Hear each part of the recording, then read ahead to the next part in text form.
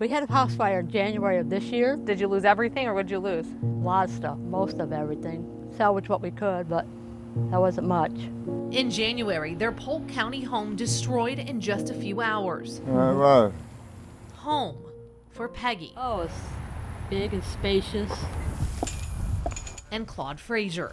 It was beautiful. Yeah. Claude had a stroke a year ago. Life was tough then. It had rained all that weekend. Even tougher now. It's been for the rest of their life. It's been turned out.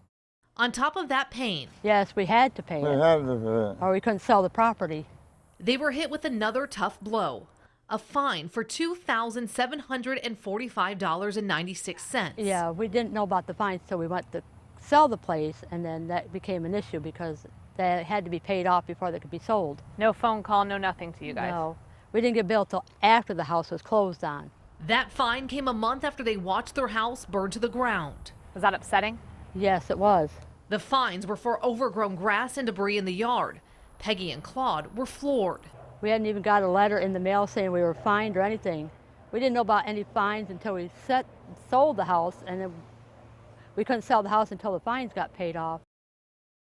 The Fraziers aren't the only ones being slapped with unexpected fines. In 2018, Polk County collected almost $200,000 more in code enforcement fines than they did in 2014. It was a shock.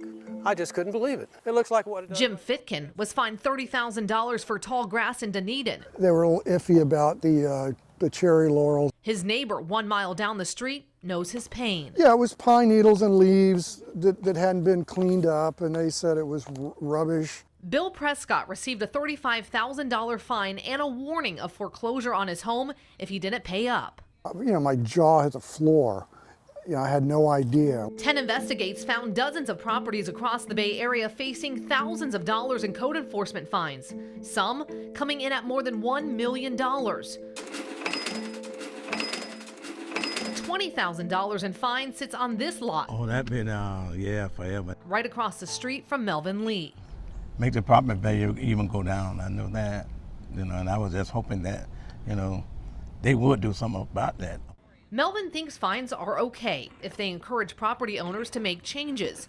But even with the fines building up, nothing seems to change. Over what? I say over 10, 15 years. It's just been an empty lot. It's empty lot.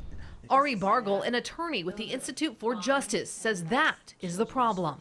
Oh my gosh, is this million or thousand? Million. This is $1.1 million for tall grass.